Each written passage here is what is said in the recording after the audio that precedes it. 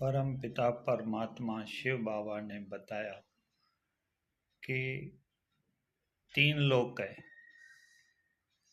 एक ये साकारी लोक है जिसको टॉकी वर्ल्ड बोलते हैं। इससे ऊपर जाएंगे और ऊपर जाएंगे जहाँ हमारी नज़र नहीं जाती। तो दूसरा एक लोक है जिसको बोलते हैं मूवी वर्ल्ड। मतलब वहाँ सब कुछ है लेकिन आवाज़ नहीं है। और इससे ऊपर जाएंगे ऊपर जाएंगे ऊपर जाएंगे तो परम धाम है।